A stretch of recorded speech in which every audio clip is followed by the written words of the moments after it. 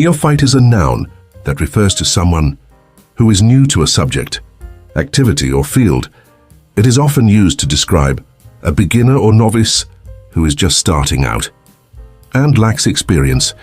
Near its origins, the word comes from the Greek neophytos, meaning newly planted. It was originally used in religious contexts to refer to new converts to Christianity, but later broadened to include any newcomer to a domain. Explanation and usage. Neophyte is a formal term used to describe someone at the very beginning of their learning journey. It often implies eagerness, but also inexperience. Example sentences.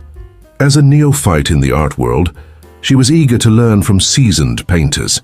The coding workshop welcomed neophytes who had no prior experience. Just synonyms and related words. Novice, a beginner, or someone new to a skill. Rookie, an inexperienced person, often used informally. Trainee, someone undergoing initial training. Antonyms: expert, someone with extensive knowledge or skill. Veteran, a person with long experience in a field. Master, someone who has achieved a high level of proficiency. Key takeaway: neophyte describes a fresh beginner who is taking their first steps in a new field or activity, embodying both curiosity and the challenges of inexperience. Subscribe.